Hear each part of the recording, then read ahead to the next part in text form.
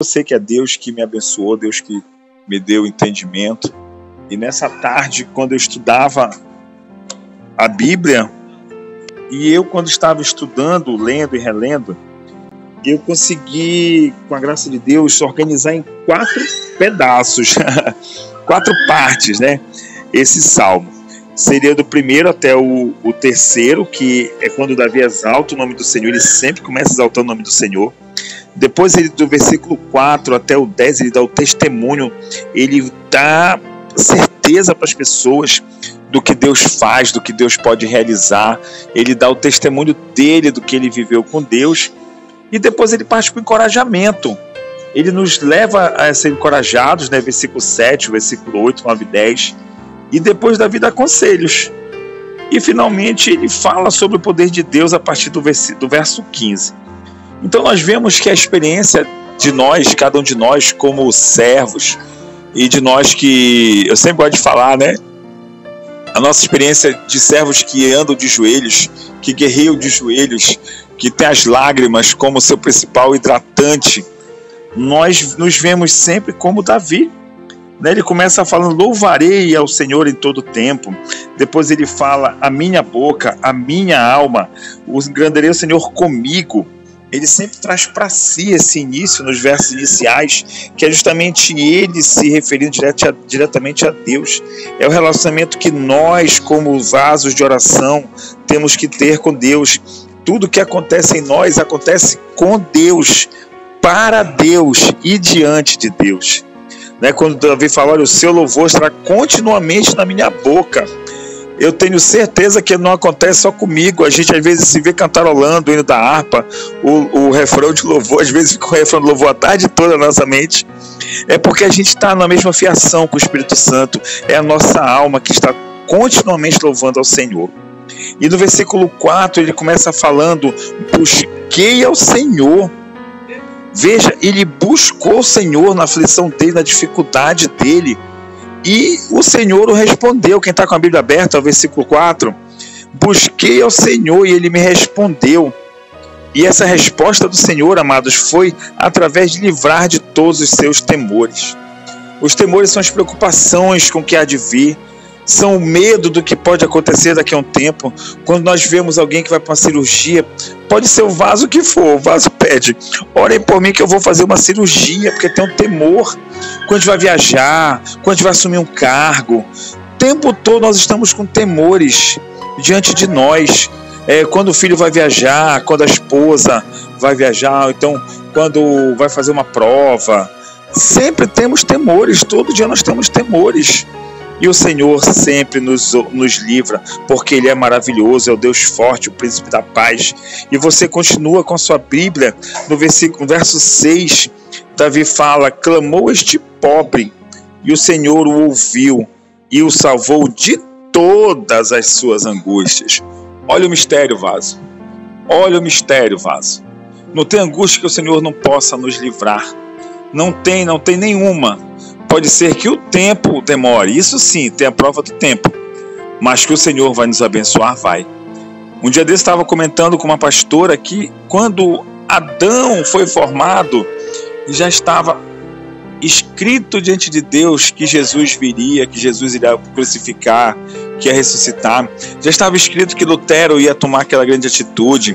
Já estava escrito que Gunnar Wingren e Daniel Berg viriam lá de onde vieram, da Suécia, para plantar uma grande obra. Quando Eva foi gerada, já estava escrito que na Rua Azusa teria aquele grande avivamento. E diante do Senhor já estava escrito esse dia aqui que nós estamos. Já estava escrito diante de Deus. Então Ele é o ômega, é o alfa e o ômega. Ele é o princípio e o fim. Por Ele e para Ele são feitas todas as coisas. Então quando você estiver na angústia, lembra de Davi. Davi, o grande Davi, o salmista, o rei, né? O homem segundo o coração de Deus, ele estava aqui na angústia, e ele está te dizendo hoje que o Senhor o salvou de todas as suas angústias. Gente, o coração da gente aperta, a gente fica preocupado. Por quê? Porque a gente só consegue ver a parede que está na frente da gente, a gente só consegue ver o telhado que está acima da gente. Se bem que a gente coloca o binóculo ele tem um limite de ver. Mesmo que você tenha o drone tem limite de ver o drone, gente. Mesmo que você esteja numa espaçonave, você só vai ver uma parte da terra, você não vai ver ela toda, nem o subsolo. Mas o nosso Deus tudo vê, o nosso Deus tudo sabe, nosso Deus tudo contempla. Veja aí no verso 15, os olhos do Senhor estão sobre os justos e os seus ouvidos atentos ao seu clamor. Os olhos do Senhor estão sobre você, vaso. Ele não te abandonou, Ele não te esqueceu. A questão é que o nosso relógio ele é muito imediatista. O nosso relógio é muito rápido muitas vezes. Às vezes a gente até ora, apressa-te, Senhor, com a bênção do teu filho. Lembra de Daniel? O anjo já estava com a bênção de Daniel, mas ele teve lutas no caminho. Mas em momento algum os olhos do Senhor se afastaram de Daniel. Em momento algum os ouvidos do Senhor estiveram fechados para Daniel. Então, vaso, o versículo 15 fala contigo. Os olhos do Senhor estão sobre os justos e os seus ouvidos atentos ao clamor. Não está sobre os perfeitos, não. O Senhor sabe que nós somos imperfeitos, somos falhos. Estão sobre os justos. É diferente sobre os perfeitos e sobre os justos. Nós estamos na categoria dos justos. É por isso que nós somos alvo da misericórdia do Senhor. E abre no 16 aí. A face do Senhor está contra os que fazem o mal. Olha só, os olhos do Senhor estão sobre os justos e a face dele está contra os que fazem o mal. Os olhos, eles são um meio de comunicação de duas vias. Os olhos comunicam e recebem comunicação. Se eu estiver diante de você e com o olhar você vai entender muita coisa que eu possa querer me expressar. E da mesma forma que com os olhos eu vou ver o que você está querendo me comunicar. Não tem filho que a gente só faz olhar para o menino até treme. São os olhos, eles comunicam, eles enviam comunicação e recebem comunicação. Que o Senhor ele fala conosco e nos ouve. Mas no 16, que é contra os que fazem o mal, está só a face do Senhor. O Senhor nem olha para os injustos, o Senhor nem olha para os que fazem o mal. A Bíblia diz que Deus nem ouve pecadores. Deus ele não ouve. E a face do Senhor para essas pessoas, aquela face de temor mesmo. Lembra quando a gente olha para o filho assim, raivoso, que ele teme? Quando alguém faz uma coisa para a gente, lança aquela face de que não aprovou. A face ela só tem a comunicação de quem está transmitindo. A face não recebe comunicação, a face só envia comunicação. Então o Senhor não está nem aí para quem faz o mal. Ele só envia a mensagem de reprovação, de nojo, de desprezo. Mas para você são os olhos do Senhor que Ele envia e recebe comunicação. E para o Senhor também, os seus ouvidos, que Ele está atento ao teu clamor. Não tem oração que Deus não receba. Não tem oração, gente, que você se ajoelhou, você clamou ao Senhor. Os seus ouvidos estão abertos ao seu clamor. E não só abertos, estão atentos. O que é atento, ele vai ouvir. Às vezes a gente está na sala vendo um filme e alguém do lado falou, mas a gente não está atento, a gente está vendo o filme. Mas os ouvidos do Senhor estão atentos ao seu clamor, vaso. É maravilhoso. O maior Deus, o único Deus onipresente, onipotente, ele está atento ao seu clamor. Então não vamos nos entristecer, não vamos fraquejar, não vamos diminuir a marcha.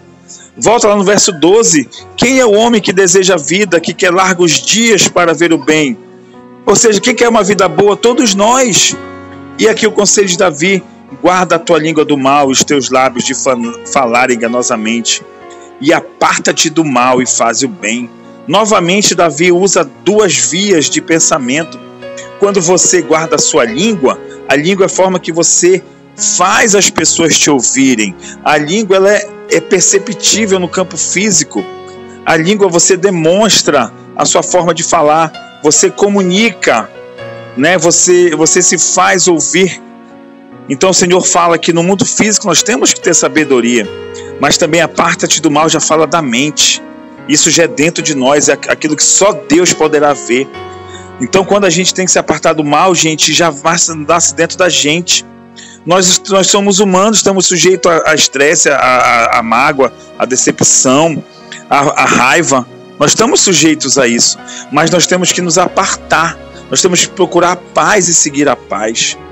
Então esse salmo é muito profundo, gente. Aqui daria uma aula aí de 2 horas. É muito rico, muito rico. E eu dizia para você que esse Salmo 34, o versículo chave dele, ao meu ver, é o versículo 8. provai e vede que o Senhor é bom. Bem-aventurado o homem que nele confia. Oh, glória a Deus, é muito forte, meu Deus do céu. Gente, é muito forte. O Senhor é um convite. É um convite. Ei, vem cá, provai. Vede que o Senhor é bom. É um convite para você experimentar. É um test drive. Gente, é muito forte isso. O Senhor te ama tanto que Ele não força você a experimentar. E é experimentar o que? O clamor. Experimenta te ajoelhar. Experimenta orar. Experimenta clamar. Experimenta viver o que está escrito aqui. Experimenta estar nos olhos do Senhor. E você mesmo vai ver que o Senhor é bom. Vós, os seus santos, não tem falta alguma. Aqueles que o temem. Ah, pastor, mas eu passo necessidade. Eu moro numa casa ruim, eu não tenho as roupas que eu quero, não tenho iPhone. A Bíblia, ela fala de coisas espirituais. Você tem algo que o ímpio não tem, que é a sua salvação. Me diz aí o ímpio que tem o passaporte que você tem. Você tem um passaporte para a eternidade. Você tem um passaporte que vai te levar para a presença do Senhor. Você tem um passaporte que vai te levar a estar diante do Cordeiro, que vai te colocar diante dele adorando na beleza da sua santidade. Isso aí é algo que somente nós podemos ter. E é isso que a Bíblia fala, que nós não temos falta alguma aqueles que o temem, porque não há nada melhor do que a salvação. Você não tem iPhone? Você pode trabalhar arduamente, comprar um iPhone, você pode ganhar no sorteio, né? Você pode ser contemplado com uma casa, pode trabalhar, ganhar uma casa, comprar, mas a salvação só em Jesus, gente. E é isso que nós temos. É isso que só nós temos. É por isso que o salmista fala: quem busca ao Senhor de nada tem falta, porque tudo nós podemos alcançar com a nossa força humana, mas a salvação não. A salvação não. É só em Jesus. Eu quero que você avance lá para o verso 18, quando o salmista fala: perto está o Senhor dos que têm o coração quebrantado. Ai, glória! Isso aqui, gente, é um guia para nós que somos de oração, para que buscamos. Perto está o Senhor dos que têm o coração quebrantado e salva os contritos de espírito. E já interliga lá no verso 6, quando Davi fala: clamou este pobre, o Senhor o ouviu e salvou das suas angústias. Então aqui no verso 18, Davi, ele tinha certeza que é verdade, porque ele já tinha experimentado. Ele se achou pobre diante do Senhor, diante do vacilo dele com Abimeleque. Ele se achou pobre, mas mesmo assim ele disse que o Senhor o salvou das suas angústias. Então aqui no verso 18 ele já estava cheio de Deus, e ele afirmou, ele garante para você e para mim que perto está o Senhor dos que têm o coração quebrantado. Tem um louvor do Ministério Zoe que fala que o Senhor leva o deserto, que é para mostrar o amor dele. Muitas vezes a gente tem de: Senhor, porque eu estou passando por isso. Nós nunca saberemos o que o Senhor nos leva, mas é muitas vezes no deserto que nós nos achegamos mais. É no deserto que passa o barulho do dia a dia, a gente consegue ouvir melhor o Senhor. É no deserto que nós choramos, nós nos quebrantamos. É quando a gente acha que não tem mais jeito. É quando só tem a fé, mas a fé é tudo que a gente precisa. Então, meus amados irmãos, nós estamos diante aqui de uma promessa. Nós estamos diante aqui de um texto maravilhoso que o Senhor reservou para essa tarde. É muito forte, gente. É muito forte. O Senhor está sempre perto de quem tem o coração quebrantado. E aí no verso 19, olha, ele fala muito comigo e fala com você. O justo passa por muitos sofrimentos, mas o Senhor o livra de todos eles. Ah, mas a minha dificuldade não passa. Mas, gente, você já tem noção do que você tem passado sem você saber? Se nós pudéssemos ter visão espiritual 24 horas, nós íamos conseguir ver quantos demônios são repelidos pelo Senhor sem nos atingir. Quantas doenças nós pulamos sem fazer parte. Nós temos o pessoal da área da saúde que transita com todo tipo de doença e o Senhor guarda. O pessoal da área da educação que transita com gente de todas as famílias e o Senhor tem guardado. E finalmente, no verso 22, o Senhor livra da destruição a vida dos seus servos. Gente, para gente que é crente, que é salvo, qual é a nossa maior destruição? É perder a salvação, gente. Que isso? A gente pode enfrentar qualquer... Mesmo que enfrente a morte na doença, nós temos a eternidade. O que poderia ser pior do que perder a salvação? Gente, eu não consigo nem pensar nisso. Todo dia eu peço para Deus me guardar os passos, para que eu não perca a minha salvação, que eu não me desvie. Porque esse é o maior bem que a gente tem. Com câncer ou sem câncer, a salvação é o mais importante, que não haverá dor. Com carro bacana ou sem carro bacana, a salvação é muito importante, porque o carro bate, o carro afunda, o carro pode ser roubado, o carro envelhece, mas a salvação não. Então é o Senhor que nos livra dessa destruição, de perdermos a eternidade, porque eu acho que a fala mais épica de Jesus é quando ele fala: todos aqueles que o Pai me deu, nenhum lançarei fora. Gente, é muito forte. Se eu fosse me perguntasse, Marcos, qual é o versículo mais forte na Bíblia, eu iria fatalmente falar esse, que Jesus garante para você: todos aqueles que o Pai me deu, nenhum lançarei fora. E o salmista, ainda não sei quantos 1000 anos atrás, ele teve o mesmo discernimento: o Senhor livra da destruição a vida dos seus servos. Ninguém que nele se refugia será condenado. A gente pode até falar: todos que se refugiam no Senhor serão salvos. Então, servos e servas, amados de Deus, salvos, lavados e remidos no sangue carmesim, nessa tarde o Senhor mais uma vez fala conosco.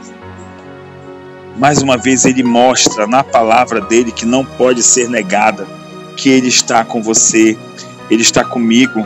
Perto está o Senhor dos que têm o coração quebrantado. Perto está o Senhor dos que têm o coração quebrantado. Então Ele está perto de você. Os olhos do Senhor estão sobre os justos, os olhos do Senhor estão sobre você.